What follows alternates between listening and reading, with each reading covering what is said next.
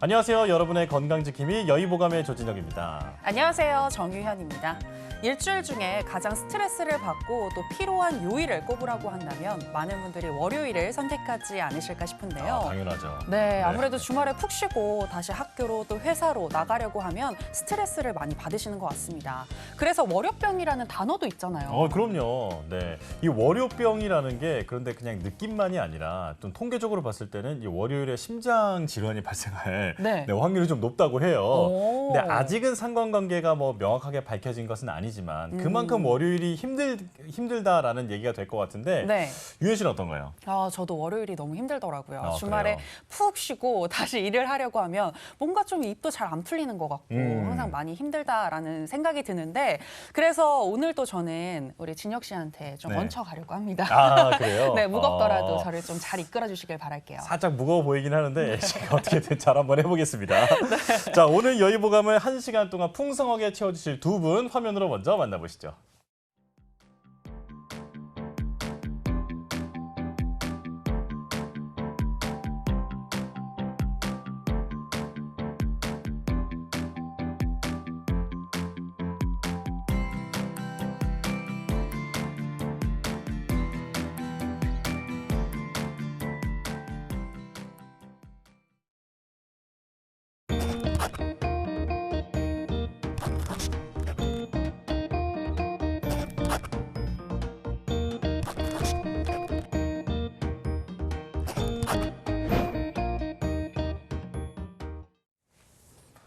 네, 오늘 여의보감은요. 대한한의영상업계 고동균 회장님 그리고 대한여한의사회 김은미 기획이사님과 함께하겠습니다. 두 분 어서 오세요. 어서 오세요. 안녕하세요. 네, 나와주셔서 고맙습니다. 일단은 회장님, 저희가 앞서서 오프닝에 이 월요병 이야기로 좀 시작을 해봤는데요. 회장님만의 월요병을 이겨내는 팁이 있다면 궁금합니다. 요즘 저는 좀 개인적으로 좀 바빠져서요. 네. 월화수목 금금으로 생활을 하고 있다 보니까 월요일 좀 특별하게 느껴지지 않는 경우가 많습니다. 어떡해요. 네. 그래도 뭐 번아웃 되면 안 되니까 그래서 이제 한의사다 보니까 한약으로 좀 관리를 하고 있습니다. 그래요? 한약으로 좋은 부럽네요. 거는 이제 혼자만 드시지 마시고 네, 다음에 저희 것도 좀 챙겨주시면 좋겠고요. 네, 자 그렇다면 기획이사님은 이사님만의 어떤 팁이 있을까요? 그 즐거운 노래를 들으면 막 엔돌핀이 분비가 된다고 하더라고요. 네. 저는 최근에 영화 엘리멘탈을 보고 픽사 디즈니 애니메이션 OST에 빠져서 이렇게 즐겁고 경쾌한 노래를 들으면서 월요병을 극복하고 있습니다. 그렇군요. 기분이 다운이 된다고 너무 그 우울감에 매몰되시기보다는 이렇게 좀 즐겁고 활기찬 노래를 들으시면서 기분을 다시 업시켜 보시는 것도 매우 좋은 방법이 될 것 같습니다. 네. 자, 그리고 회장님, 이 대한한의영상학회에서는 저희 프로그램에 지금 처음 나오게 되셨는데요. 네. 대한한의영상학회는 어떤 학회인지 먼저 소개 좀 부탁드릴게요. 네, 한의영상학회라고 하면은 좀 생소하게 느끼실 수도 있는데 사실 영상진단하고 한의학은 많이 이제 가까운 그 관계라고 볼 수 있습니다. 네. 뭐 중풍 질환이라던가 그 척추 질환의 이제 비수술요법을 이제 한의학이 선도할 때부터 CT나 MRI가 이제 굉장히 많이 활용이 됐거든요. 네. 그래서 이제 그 한방병원에서 진료받으시던 그 환자분들 같은 경우에 CT나 MRI를 관찰하고 진료해 주시는 한의사 원장님들을 많이 이제 보셨을 거로 생각이 되고요. 네. 초음파 진단기도 20군데 한의원 중에 한 군데 정도는 거의 지금 사용을 하고 있습니다. 그래서 그 한의원 특히 이제 초음파는 이제 의원급에서 또 많이 사용이 되기 때문에 진료를 받으시면서 보시는 분들도 꽤 있으실 거로 생각이 됩니다. 네. 저희 학회는 영상진단을 많이 사용하는 한의사 선생님들이 이제 모여서 이제 있는 이제 학술 연구단체라고 설명드릴 수 있습니다. 그렇군요. 네. 이 이야기는 조금 더 뒤에 이따 깊이 있게 얘기 나눠보도록 하겠고요. 자, 김은미 이사님께서는 지금 대한여한의사회에서 기획이사로 일하고 계신데 어떤 활동을 하시는 건가요? 네, 저는 오프라인 행사로는 가장 최근에는 여한의대생 대상으로 멘토링 행사를 기획하기도 했었는데요. 네. 이렇게 진로 고민이 많은 여한의대생들이 선배 한의사분들을 만나서 함께 허심탄회하게 이야기하는 기회의 장을 마련하기도 했었고요. 네네. 온라인으로는 저희 대한여한의사회 공식 너튜브 채널에서 이제 다양한 이야기들을 전하는 영상을 기획하는 일을 하고 있습니다. 아, 기획만 하시는 거예요? 혹시 출연은 안 하세요? 출연도 하고 있습니다. 잘하실 것 같아서. 네.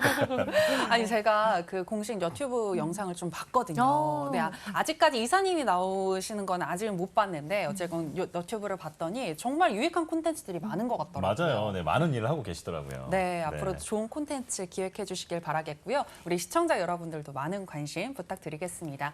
자, 그럼 이제 오늘의 주제로 한번 들어가 보도록 하겠습니다. 오늘의 첫 번째 주제는 약침 그리고 초음파가 되겠는데요. 지금 고 회장님께서 대한한의영상학회의 회장님으로 계시는 만큼 이 질문을 안 드릴 수가 없을 것 같습니다. 작년에 한의원에서 초음파를 사용하는 것에 대한 대법원의 합법 판결이 났는데요. 이것이 어떤 의미이고 또 실제로 어떤 부분이 달라졌는지 궁금합니다. 소개해 주실까요? 작년 그 12월 22일이죠. 그 한의사가 초음파 진단기를 사용하는 게 합법이라고 이제 대법원에서 이제 판단을 해주셨습니다. 네. 네. 그래서 그 2013년부터 그 10여 년을 끌어오던 이제 재판인데 이제 드디어 이제 그 한의사가 그 초음파를 사용할 수 있다고 이제 결론이 이제 확정이 됐는데요. 네. 판결 전까지도 한의사들은 계속 이제 초음파 진단기를 사용을 해오고 있었습니다. 그래서 저희가 파악하기로는 한 1000여 분 정도의 한의사분들이 이제 초음파 진단기를 사용을 하고 계셨는데 네. 이번에 이제 대법원 판결 이후에 한 3, 4개월 사이에 이제 그 800여 분이 더 이제 초음파 진단기를 많이 사용을 하시게 됐고 네. 그리고 그래서 이제 그 저희 학회로도 그 보수 교육이나 어떤 세미나 요청이 많아서 평일 주말 할 거 없이 이제 계속 그 세미나가 열리고 네, 그 학술 발표를 하고 이제 그렇게 이제 지내고 있습니다. 아, 네. 그래서 네. 월화수목금이시군요. 네. 네, 초음파는 이제 한의계에서 굉장히 오래 사용해 왔거든요. 네. 그래서 이제 그 우리나라에 이제 초음파 진단기가 처음 도입된 게 1970년대인데 그때는 이제 양의사, 한의사 가리지 않고 같이 이제 교육을 받고 장비를 사용을 해왔었습니다.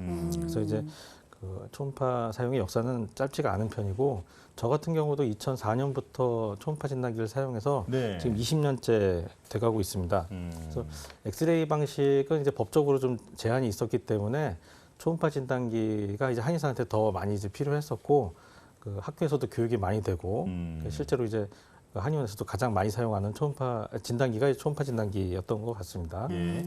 그 현장에서는 사실 진료 현장에서는 대법 판결이 났다고 해서 갑작스럽게 막 바뀌고 그런 거는 별로 느끼지 못하지만 원래 쓰던 거니까요. 네, 네네. 뭐 하던 대로 이제 갑자기 달라지는 건 아니니까요. 근데 그 대학이나 이 연구기관에서는 그동안 이제 초음파 진단기를 사용한 어떤 그 연구 발주나 연구 사업 계획이 이제 그 통과가 안 되는 경우가 많았었는데 지금 이제 제한이 없어지면서 이제 연구 과제가 이제 초음파 진단기 사용으로 많이 집중되고 있다. 그런 소식을 듣고 있습니다. 네. 네. 자, 그러니까 한의학이 영상의학을 만나서 더 발전할 그런 토대가 마련됐다 이렇게 정리할 수 있을 것 같은데요.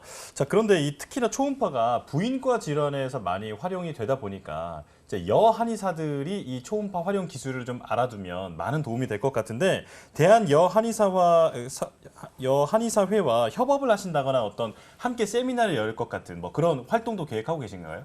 예, 그 판결 전에도 이제 그 여한의사회에서 이 초음파 진단기를 활용한 그 임상 연구 과제를 준비를 하신 적이 있었습니다. 네. 그래서 이제 저희 학회에서 이제 그 초음파 진단기 사용에 대한 이제 기술 협력을 같이 이제 진행을 했던 바가 있었고요. 또 이제 여한의사회에서 이제 의료봉사를 많이 하시는데 네. 그 봉사하시는 과정에서 이제 초음파 진단기 사용을 한 것 때문에 고발당하신 적이 있었어요. 오, 그래요? 그래서 이제 저희가 같이 협력을 해서 이제 또 무혐의를 받았던 그런 사례도 있었고 이번 그 판결 이후에는 그 근골격계 초음파 그리고 근골격계 질환에 대한 부분하고 이제 부인과 질환에 대한 초음파를 주제로 해서 공동 학술 대회를 개최를 했습니다. 네. 그래서 사실 그 여한의사분들 중에 이제 부인과 전공을 전문을 하신 분들이 또 많으시고 그리고 또 그 좀 그 근골격계 질환 치료가 지금 요즘 한의원의 또 주 분야이기 때문에 그 여한의사분들 중에서도 이제 근골격계 초음파, 뭐 부인과 초음파 이제 많이 사용하시거든요. 네. 그래서 이제 저희 학회 회원이시기도 하시면서 여한의사의 회원이시기도 하신 분들이 많으셔서 자연스럽게 교류가 되고 있습니다. 그렇군요. 그렇군요. 근데 지금 말씀을 들어보니까 이 부인과 질환 외에도 또 근골격계 질환을 치료할 때에도 초음파를 사용한다라고 이야기를 해주셨는데요. 초음파를 통해서 이 침이 올바른 위치로 들어가는지를 확인하는 걸까요? 네, 맞습니다. 예. 그 약침을 시술하거나 그 침도 뭐 도침 이런 이제 그 시술을 할 때 초음파로 보면서 좀 더 정확한 위치에 더 안전하게 시술을 할 수 있게 하는 것이 요즘 이제 많이 확산이 되고 있는데요. 네. 그 저기 네. 예, 뭐 방아쇠 수지 증후군 같은 네네. 경우라던가 네. 예, 지금 영상에 보이는 부분이 이제 그 방아쇠 수지 그 네. 탄발지라고 하죠. 저 동그라미 쳐 있는 부분이 뭔가요? 예, 거기 그게 이제 도침이죠. 예, 도침이 이제 그 들어간 들어가는 거구나. 것이 이제 초음파에서 관찰이 되는데요. 네. 예, 그 주사 바늘이라던가 그 도침 같은 경우는 초음파에서 영상이 워낙 잘 관찰이 되기 때문에 그 정확하게 어느 부위에 시술이 되는지 확인을 하고 시술을 할 수가 있습니다. 네. 지금 같은 경우는 이제 방아쇠 수지 증후군 환자를 시술하는 건데 네. 그 손바닥에서 이제 손가락을 굽혀주는 붉은 건이 이제 지나가는데 지지를 해주는 고리형 그 인대가 있습니다. 네. 네. 그 인대가 이제 마찰을 하면서 붓게 돼서 그 굴곡 동작을 이제 방해를 하게 되는 경우가 있는데 이 부위를 이제 그 좀 방해되는 부분을 그 도침으로 이제 그 자극해주고 네. 예, 그 걸리는 부분을 이제 제거를 해주면은 예, 즉시 이제 효과가 나는 경우가 많아서 예, 이렇게 가이드 시술을 하면서 안전하게 이제 치료하는 것이 효과가 좋은 편입니다. 네. 그렇군요. 자, 지금은 이 초음파로 영상을 보면서 도침이 어디로 들어가서 어디를 치료하는지를 이제 보여주셨는데, 자, 이 도침 말고도 약침이라는 그 단어가 있잖아요. 약침이라고 보면 이제 침에다가 약이라는 이름이 이제 붙은 건데, 자, 이 약침이 정확히 뭔지를 모르시는 분들이 많을 것 같아요. 좀 회장님께서 알려주실까요? 네, 그 약침은 쉽게 말씀드리면 이제 한약 주사제라고 생각을 할 수가 있습니다. 네. 60년도 전부터 이제 본격적으로 많이 이제 사용이 된 건데 그 서양의학에서 이제 주사요법이 이제 확산이 많이 되고 그리고 네. 이제 장점이 이제 많이 알려지면서 그 한의학에도 이제 기술이 도입이 된 거라고 볼 수 있습니다. 처음에는 그 1회 시술할 양 정도의 그 작은 양의 약재를 그 즉석에서 이제 끓여서 추출을 한 다음에 그걸 이제 바로 이제 멸균 필터를 통해서 환자한테 시술하는 방법으로 이제 시작이 됐었는데요. 네. 그 후에는 이제 그 중류 추출이라고 그래서 이제 멸균된 기구를 사용을 해서 그 약재를 끓여서 발생한 이제 수증기를 다시 모아서 그 이제 주사제로 만들어서 사용하는 게 이제 보편적으로 발전을 해왔고요. 예. 최근에는 이제 인증된 시설에서 무균 조제가 이루어지고 있기 때문에 좀 더 안전하게 효과적으로 많이 사용이 확산되고 있습니다. 원장님 이게 네. 그 한마디로 말하면 이제 주사랑 비슷한 건데 네네. 이렇게 한의원에서 놓는 이 약침은 혹시 뭐 혈자리에 직접 놓는 건가요? 예, 주로 이제 혈자리 시술을 많이 하고요. 그 경혈을 자극한다는 목적에서 이제 침이라는 이름이 더 붙어 있다고 보시면 됩니다. 그래서 네. 그 경혈을 오래 그 자극하고 효과를 좀 더 높이기 위해서 약침액을 이용을 해서 약침액의 효과, 그 한약으로서의 효과도 기대하면서 약침액 자체에 이제 자극하는 효과, 경혈을 자극하는 효과를 같이 이제 사용하는 그 시너지를 딱 치료법이라고 할 수 내는. 있습니다. 예, 맞습니다. 네. 그렇군요. 네. 네. 그리고 또 이 약침에는 자연에서 유래한 한약재가 들어간다 이렇게 생각하시면 될 것 같은데요. 예전에 그 드라마 대장금에서 보니까 대장금에서 봉독인가요? 네, 벌의 네. 침을 이용해가지고 침을 주는 거를 제가 봤는데 이것도 약침의 하나의 종류라고 하더라고요. 굉장히 약침도 종류가 다양한 것 같은데 이에 대해서 이사님께서 소개를 해주실까요? 네, 앞서 말씀하신 대장금의 한 장면처럼 네. 이제 벌레 침에 있는 독 성분을 이용한 봉독 약침이 되게 유명한데요. 네. 예전에는 살아있는 벌을 이제 문제가 되는 부위에 직접 갖다 대서 벌이 쏘는 방식으로 봉독 성분을 이용을 했다면 요새는 이제 절대 그렇게 이제 네. 이루어지진 네. 않고 너무 있고요. 위험할 것 같아요. 네. 네, 한의원에서 쓰고 있는 봉독 약침의 경우에는 동결 건조된 이제 봉독 의 유효 성분을 추출을 해서 멸균된 설비 시설에서 이제 정제소에 희석을 한 후 농도에 따라서 쭉 바이어를 나눠서 아. 조제가 되고 있습니다. 양을 나눠서 이제 놓는다는 말씀이시죠? 네, 아, 그 네네. 이제 시중에 나오는 바이얼도 이제 봉독의 농도에 따라서 또 다 다르게 어. 분류가 되어 있어서 상황에 아. 따라 적절히 사용이 되고 있어요. 네네. 이외에도 이제 많이 사용되는 약침으로는 부인과 질환이나 갱년기 치료에도 많이 사용이 되는 태반 약침, 저희는 자악어 약침이라고 부르고 있고요. 네. 통증 치료에 이제 강력한 소염 효과를 내는 주겸 약침,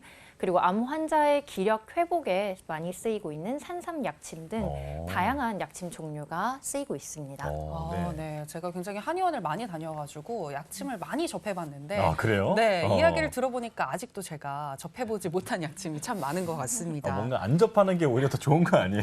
아플 일이 없다는 거니까. 아, 그렇죠. 그건 그렇죠. 네. 네. 그런데 이 봉약침 같은 경우에는 알레르기에 대한 걱정을 우리가 안 해볼 수가 없을 것 같은데 조심할 게 좀 많을 것 같거든요. 어떤가요? 저희가 봉독약침의 경우 기타 다른 알러지와 다르게 본인이 알러지를 가지고 있는지 없는지 모르는 경우가 대부분이시잖아요. 오, 네. 그래서 이제 알러지에 대해서 막연한 두려움을 가지게 되는 경우가 당연히 많으실 수밖에 없을 것 같아요. 근데 최근에 작년에 발표된 경희대 한방병원의 논문 연구를 보면 네. 해외 학술지에 실린 연구인데 경희대 한방병원에서 6만 건 이상의 봉독 약침을 시술했을 때 이상 반응이 얼마나 나오는지 네. 이제 체크를 하셨더라고요. 근데 보고된 이상 반응이 한 2.3%에 불과했다고 해요. 그 2.3%도 굉장히 경미한 수준으로 뭐 국소 부위가 가렵던지 약간 붉게 달아오른 정도였고 심각한 이상 반응은 이제 보고가 되지 않았다고 해요. 네. 그렇게 이제 한의원 한방병원에서 이루어지는 봉독 약침이 알러지가 거의 없는 이유는 저희가 아까 말씀드렸듯이 농도를 굉장히 다양하게 이제 나눠서 사용을 하고 있어서 이제 한의사 원장님의 판단 하에 적절한 농도를 사용하기 때문에 이런 부작용 위험이 적다고 볼 수 있고요. 네. 또 아예 알러지 성분을 이제 최대한 빼서 분리정제 봉독이라는 이제 봉독도 따로 나와 있어서 이제 알러지 우려를 최소화한 방식의 이제 약침이 이용되고 있기도 하고요. 그리고 무엇보다도 시술 전에 피하에 이제 아주 소량 주사를 해서 피부 반응 검사를 먼저 거친 이후에 시술이 진행되기 때문에 네. 이제 담당 한의사 원장님과 밀접하게 소통하면서 치료를 받으시면 큰 문제는 없겠습니다. 네. 네. 안전에 신경을 많이 썼으니까 안심하고 맞아도 된다 이렇게 이해하면 될 것 같은데요. 자, 약침도 종류에 따라서 효능이 다 다를 텐데 어떤 질환에 어떤 약침이 효과가 있는지 자 이것은 회장님께서 알려주실까요? 네. 좀 한의원에 이제 근만성 통증 질환으로 진료를 받으시는 분들이 이제 워낙 많으시죠. 네. 네, 그런 그 통증 질환에 약침도 이제 굉장히 많이 사용이 되고 있는데요. 네.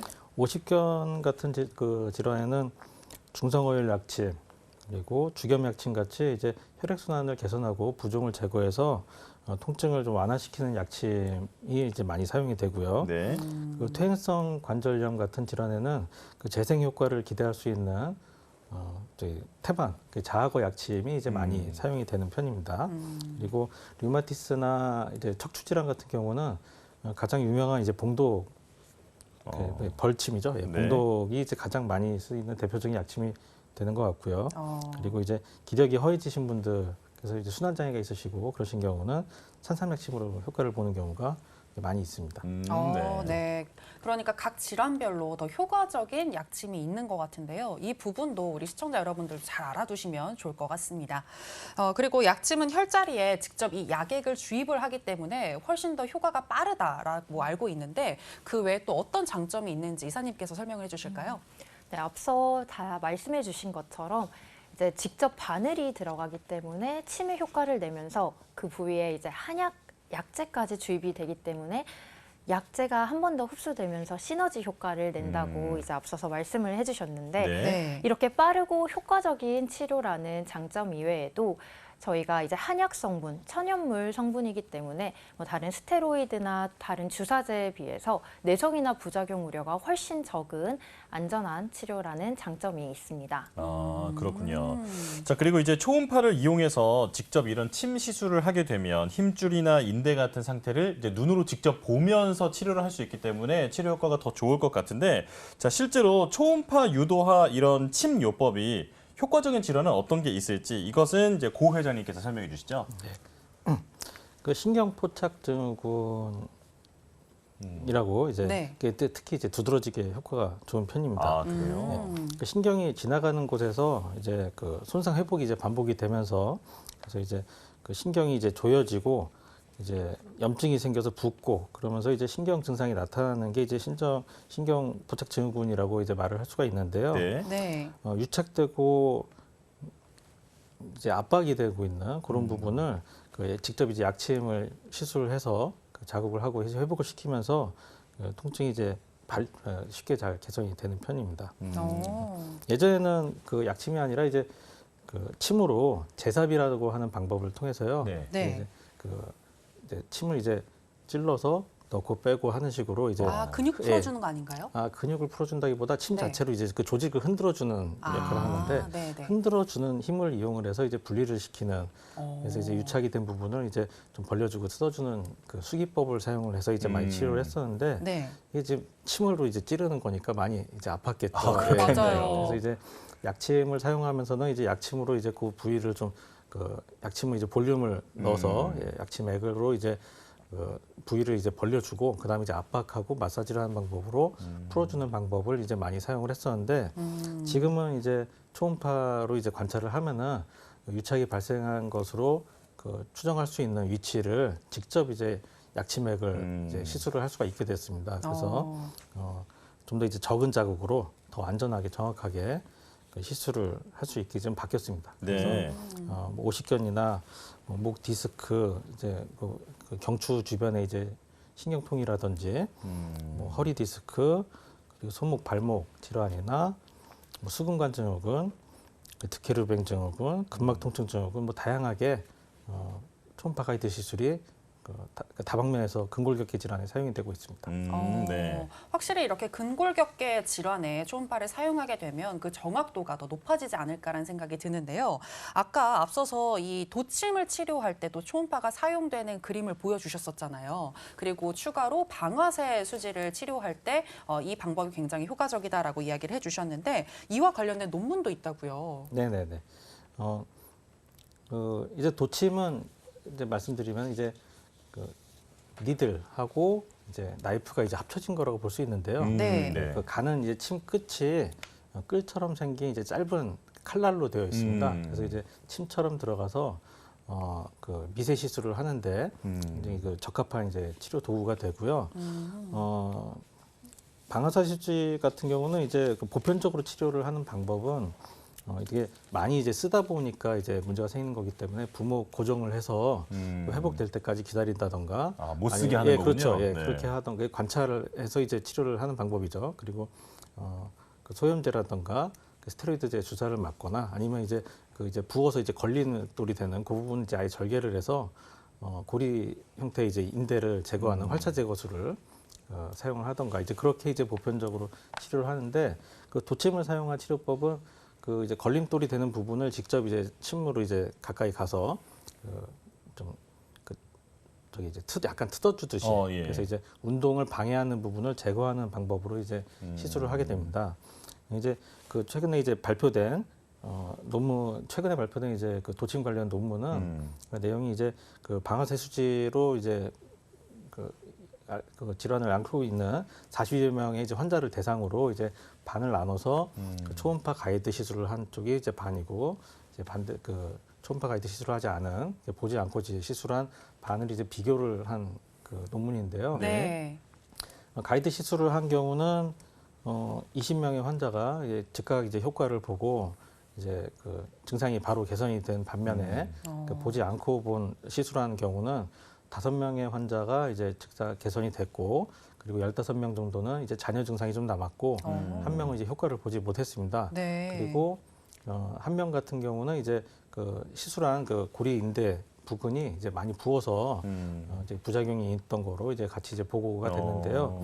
사실 이제 보고 시술하는 게 더 정확할 수밖에 없습니다. 그 저기 다섯 분 같은 그 보지 않고 시술했을 경우는 5명은 사실 운이 좋아서 그 제 위치에서 이제 시술이 된 거고 15명은 그 주변에서 시술이 되지만 정확하게 시술이 되지 않았고 네. 한 명은 이제 아예 제 위치를 이제 찾지 못한 건데 사실 이게 이제 시술하시는 이제 시술한 시술자가 잘못했다기보다 그 구조가 약간씩 좀 다릅니다, 사람마다. 아, 그래요? 예, 두께라든가 폭이라든가 깊이라든가 이게 다르기 때문에 네. 정확하게 시술하는 것은 사실 숙련도가 많이 높을 필요가 있게 되거든요. 근데 가이드 시술을 하게 되면 직접 보고 시술하기 때문에 그 숙련도랑 상관없이 좀 더 이제 쉽게 그 정확한 위치로 접근할 수가 있었던 거죠. 그래서 네. 당연히 이제 보고 시술하는 게 더 안전하고 정확할 수밖에 없다.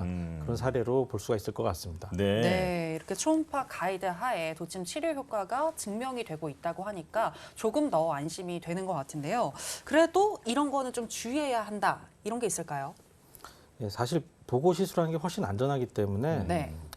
가이드 시술에 대한 부분에서는 이제 그 환자분들께서는 사실 좀 더 걱정을 덜 하셔도 될 것 같습니다. 네.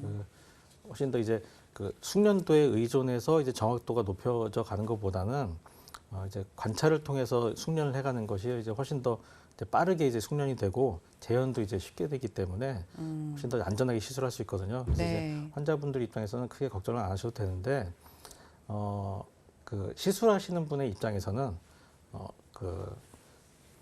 이게 초음파 진단기를 이제 직접 대고서 이제 시술하는 거기 때문에 이거는 일회용이 아니잖아요. 네. 그래서 이제 일회용 기구를 사용할 때는 좀 더 안전하게 할 수 있는데 초음파 진단기를 사용할 때는 그 멸균 소독을 더 이제 신경을 많이 쓰시고 시술할 때 무균 조작을 더 잘 해야 되기 때문에 그 부분이 좀 그 시술자 입장에서는 더 세심한 주의를 필요로 하는 부분입니다. 네, 알겠습니다. 잘 정리해 주셨는데요.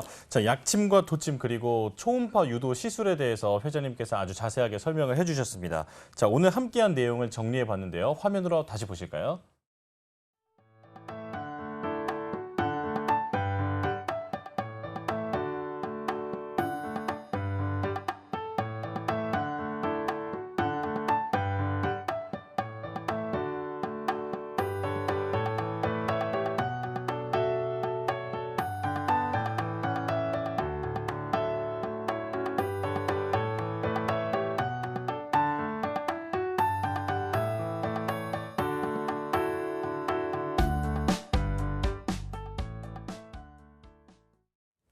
생방송으로 보내드리는 여의보감 이제 8시 27분을 지났습니다. 두 번째 주제로 넘어가 볼 텐데요. 자, 우리가 열심히 일을 하거나 혹은 뭐 긴 밤 내내 놀았다거나 뭐 이랬을 네. 때 이제 피곤한 표정으로 하얗게 불태웠다 이렇게 얘기하잖아요. 아, 네네. 네. 이 하얗게 불태웠다라는 말이 실제로 번아웃 증후군과 아주 깊은 연관이 있는 말이라고 하는데 자, 번아웃 증후군 우리가 사실 뭐 장난스럽게도 얘기하는 말이긴 하지만 실제로는 조금 더 심각하게 봐야 하는 그런 질환이 될 수도 있다고 하거든요. 자, 김 이사님께서 이 번아웃 증후군이 뭔지부터 설명해 주실까요?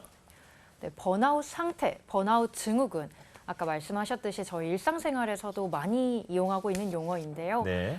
이제 성취감이 저하되고 네. 개인의 정체성을 상실하고 신체적, 정신적으로 고갈된 상태를 의미하는 개념입니다. 네. 이 용어의 시작은 처음에 정신건강센터에서 근무하는 치료자들의 탈진 상태를 설명하기 위해 시작되었다고 해요. 네. 이제 간호사나 사회복지사 같은 치료자들이 이제 너무 열심히 환자들을 진료하는 과정에서 이제 고갈되고 힘들어하는 상황을 보면서 이제 처음으로 만들어진 개념이지만 2010년대 들어서 그 개념이 확대되어 이용되고 있습니다. 그게 감정 노동자들한테 처음에 시작이 된 건가 봐요. 그러니까요. 네네. 저희 처음에는 이제 그런 상황에서 이제 시작이 됐지만 요새는 뭐 직장인, 가정주부 가리지 않고 사용이 되고 있는데요. 네. 이제 번아웃 증후군이라는 용어 자체는 공식적인 정신과 질환으로 인정되는 명칭은 아닙니다.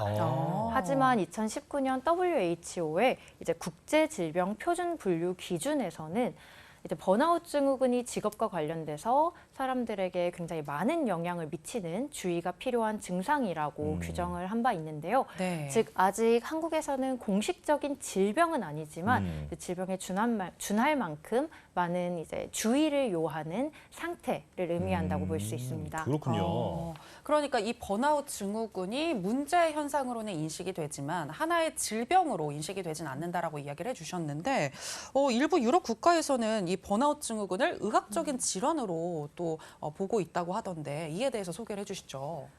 네, 일부 유럽 국가에서는 번아웃 증후군을 공식적인 질병으로 인정을 하고 이에 따라서 이제 공식적인 보상이나 재활 서비스도 이루어지고 있는 상황인데요. 네. 먼저 스웨덴의 경우 번아웃 증후군에 대해 공식적인 질병으로 인정을 해서 법적으로 인정받는 진단서 발급도 가능하다고 하고요. 네. 네덜란드는 번아웃 증후군을 이제 작업 장애로 인정을 해서 직업병의 하나로 인정을 하고 있다고 합니다. 핀란드에서는 번아웃 증후군을 역시 이제 질환으로 인정해서 번아웃 증후군을 이유로 결근도 할 수 있고요. 네. 문제가 생겼을 시 장애 연금까지 지원받을 수 있다고 하네요. 와, 그러니까 나 번아웃이야 이러면은 이렇게 방송 안 나오고 그래도 되는 거잖아요. 한번 해보세요. 그럼 이제 제자리는 없을 것 약간 같습니다. 우리나라 현실에서는 아직은 이제 받아들여지지 않는 것 같기는 한데. 네. 자, 사실 우리가 일을 하다 보면 피곤하고 또 하기 싫고 뭐 특히나 아침에 자고 일어났을 때 오늘은 진짜 일하기 싫다, 공부하기 싫다 이런 생각 누구나 해보셨을 거예요. 네. 자, 하지만 그렇다고 모두 다 번아웃 증후군이라고 말할 수는 없다고 하는데 어떤 증상이 나타났을 때 내가 번아웃 증후군을 의심해야 하는지 회장님께서 알려주시죠. 그 현자 타임이라고 네. 현타라고 하죠. 네, 그렇죠. 현타가 네네. 오면은 그 자고 일어났더니 내가 도대체 왜 이러는가라는 고민이 있다가 이걸 왜 하지? 예, 그렇죠. 네. 그랬다 이제 자고 일어났더니 또 일할 기운이 나고 예, 그렇다면은 이게 번아웃 증후군이라고까지 하기는 좀 어려운 거고 그래요? 아직 이겨낼 수 있는 스트레스 상황이라고 볼 수가 있겠죠. 예. 네네네. 그런데 만약에 이게 잠깐 쉰다고 회복이 되는 것도 아니고 지속적이고 거기다가 신체적으로까지 이제 어떤 증상이 나타나기 시작한다. 그러면은 번아웃 증후군을 생각을 해보셔야 될 필요가 있습니다. 네. 그래서 이제 심리적 증후군이라면 이제 피로, 공허함, 무기력함, 그리고 이제 짜증, 분노, 불안, 우울, 집중력 저하 뭐 이런 것들도 생각해 볼 수 있고 스트레스성으로 폭식, 그리고 음주를 또 많이 하신다거나 네. 이런 것들이 이제 일시적으로 이제 한번 회복이 된다. 그러면은 아직은 이제 그래도 견딜 만한 스트레스 상황이라고 볼 수가 있는 건데 이게 반복적으로 더 지속이 되신다. 그리고 그뿐 아니라 위장장애라던가 고혈압 그리고 이제 불면, 가슴 두근거림 같이 이제 신체적으로 또 증상이 나타나기 시작한다 그러면은 이제 몸이 이겨내지 못하고 있는 거거든요. 네. 스트레스 상황이 몸이 이겨내지 못하고 계속 지속적으로 쌓여가면서 더 악화가 되고 있고 면역력도 떨어지고 이런 상황이 올 수 있는 거기 때문에 이 정도 됐을 때는 이제 어떤 상담이나 진료가 필요한 상황이라고 생각하시는 게 맞습니다. 네. 네. 지금 이렇게 증상을 좀 들어보니까 저 같은 경우에도 1년에 한두 번은 이 번아웃 증후군이 오는 게 아닌가라는 생각이 드는데 그래요? 네, 실제로 한 85%가량이 직장인 분들이 이 번아웃 증후군을 겪어보신 적이 있다고 하더라고요. 그래서 이게 왜 걸리는 건지 원인에 대해서도 궁금한데 이사님께서 설명해 주실까요? 가장 큰 원인은 저희 모두들 알고 있는 스트레스. 네. 이제 원래 사람이 생리적인 자연스러운 반응이 바로 이 스트레스인데요. 스트레스를 받으면 몸에서 코티솔, 아드레날린, 노르아드레날린 이런 호르몬들이 분비가 되면서 더 많은 연료를 생산하고 우리 몸의 대사를 빠르게 이제 돌리게 됩니다. 네. 교감신경계가 활성화되면서 호흡수, 맥박, 혈압이 높아지게 되고 엔진이 과열된 상태에 이르는 것처럼 몸이 빠르게 돌아가게 되는데요. 네. 이렇게 우리 몸은 스트레스를 받은 상황에서 더 많은 연료를 생산해내는 방식으로 버티게 됩니다. 스트레스는 일종의 채찍질의 역할을 해서 이렇게 엔진을 빠르게 돌리기 때문에 일시적으로는 일의 생산성을 높이는 긍정적인 영향을 하기도 하는데요. 문제는 우리 몸이 기계가 아니라 이제 생물체이기 때문에 이렇게 과도하게 스트레스가 오랜 시간 지속되다 보면 과열된 엔진이 이제 퍼지는 상황에 이르게 됩니다. 이제 제한된 자원이 바닥이 나면서 이제 끝없이 이어지는 스트레스 상황에 어찌할 바를 모르고 이제 무기력해지는 상태에 빠지게 되는데요. 이렇게 신체적인, 정신적인 자원이 고갈된 상태를 저희가 번아웃 증후군이라고 일컫고 있습니다. 네, 그렇군요. 자, 스트레스가 만병의 근원이라고 하는데 이 번아웃 증후군에도 주요 원인이라고 말씀해 주셨는데요. 자, 그렇다면 지금 누구나 뭐 스트레스는 다 받고 사는 거잖아요. 그 번아웃 증후군에 특히나 취약한 사람들이 있는지 이것도 좀 알려주실까요?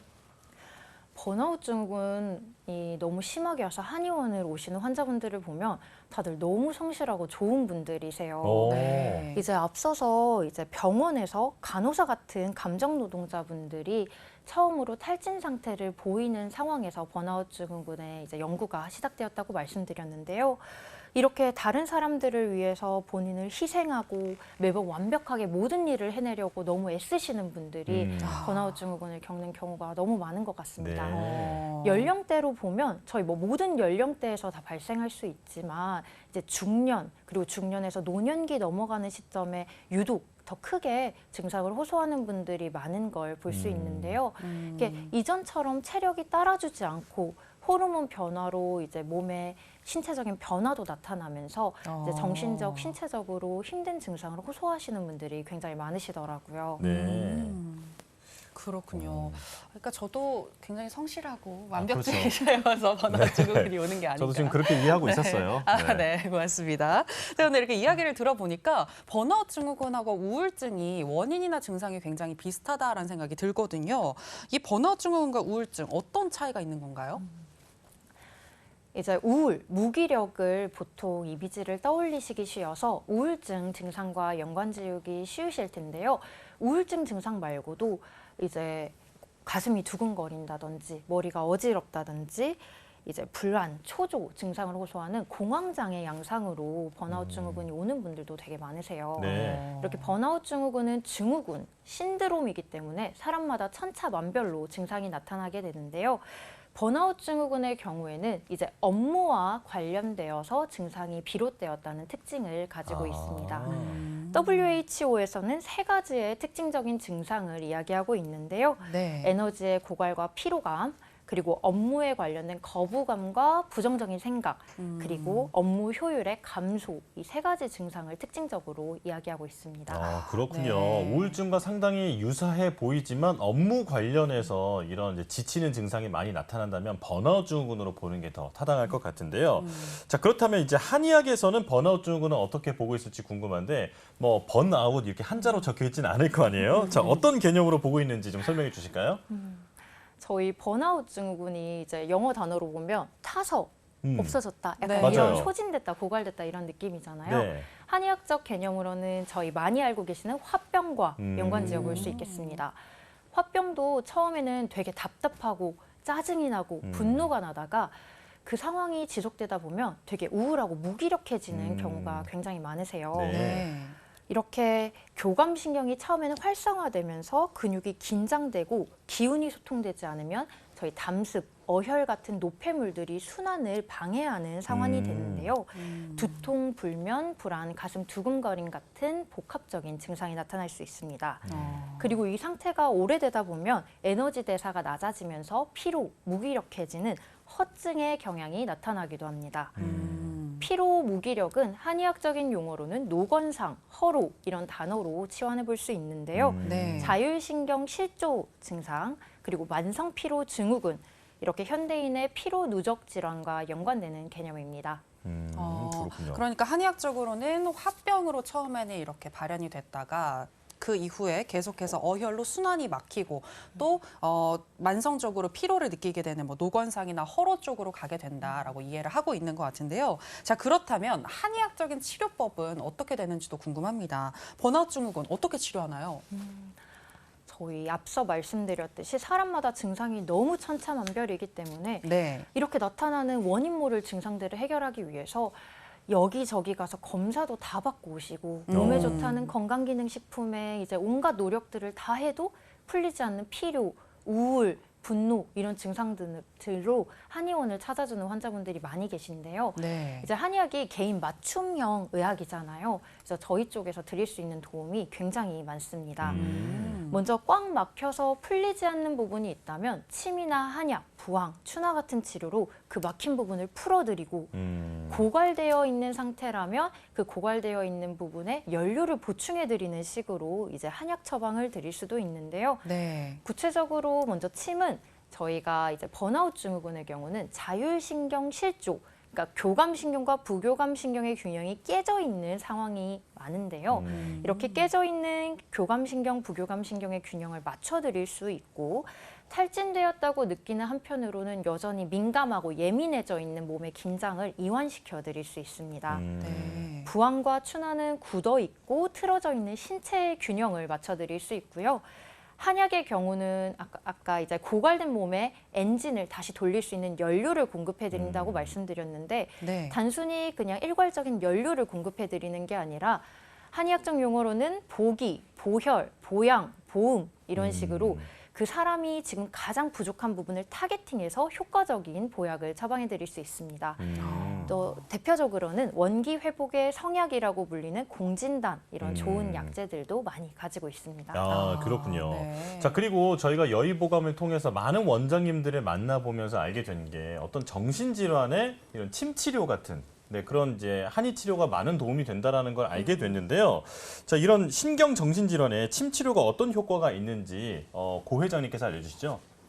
네, 사실 마음의 병은 마음을 치료를 해야 되는 거고 이제 몸의 병은 이제 몸을 건강하게 회복을 해야 되는 게 맞을 텐데 네. 네. 그 침 치료가 사실 그 직접적인 것인가는 좀 의문이 들 수 있겠죠. 네, 그렇지만 이제 그 스트레스는 그 심리적인 스트레스와 신체적인 스트레스가 어떤 총합으로 작용을 하는 것 같고 그 어떤 그 이겨낼 수 있는 힘이 있느냐, 정신적으로 이겨내느냐, 육체적으로 이겨낼 수 있느냐 이게 이제 어느 쪽으로든 이겨낼 수만 있으면은 견뎌낼 수가 있게 되는 것 같습니다. 네. 이제 침 치료 같은 경우는 뭐 침 자극 자체가 긴장을 좀 이완시켜 심리적인 스트레스를 완화시켜주는 효과가 좀 있기도 하고요.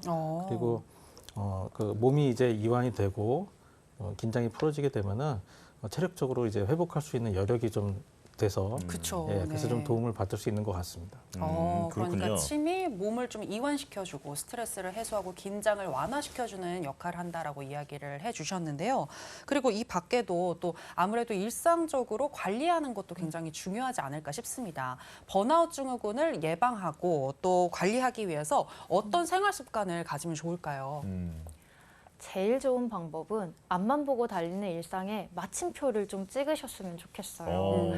이제 이직을 하시든 휴직을 하시든 가사일과 육아에서 어떻게 좀 탈출을 하시든 환자분이 제발 이제 주위에 오만 가지 신경 쓸 것들에 대한 스위치를 내리고 본인에게 집중하실 시간을 가지셨으면 하고 바라게 되는 순간이 참 많은데요. 네. 근데 현실적으로는 그런 일상에서 바로 탈출을 하기가 쉽지 않은 경우가 많으시죠. 그렇죠. 그렇다면 이제 마침표가 어렵다면 쉼표라도 중간중간 일상에 찍어주시기를 이제 권유드리고 싶습니다. 네. 이제 새로운 취미 생활을 찾거나 가벼운 운동을 하는 식으로 이제 몸에 새로운 자극을 주면 참 좋은데요. 근데 요즘은 이제 환자분들과 이제 대화를 하다 보니까 훌라 댄스, 라인 댄스 이런 것도 굉장히 좋은 스트레스 해소법이더라고요. 네. 이렇게 해보지 않았던 도전을 통해서 즐거움을 얻고 새로운 자신의 모습을 찾을 수 있는 취미 활동을 찾는 것도 참 좋고요. 네. 간단한 스트레칭이나 명상 요가도 자신의 몸에 집중하는 시간을 갖는 참 좋은 운동인 것 같습니다. 무엇보다 건강한 식단 그리고 충분한 수면 시간 확보 참 중요한데요. 저희가 왜 먹고 자고 싸고 이 세 가지만 잘해도 건강할 수 있다고 하잖아요. 네. 네. 이렇게 피로감과 무력감이 지속되다 보면 커피나 술, 담배 같이 이렇게 즉각적인 만족감 그리고 몸을 조금 컨디션을 올릴 수 있다고 느껴지는 기호식품이나 아니면 자극적인 음식을 찾기가 쉬운데 그럴 때일수록 이제 비타민이 풍부한 과일이나 야채 챙겨주시고요.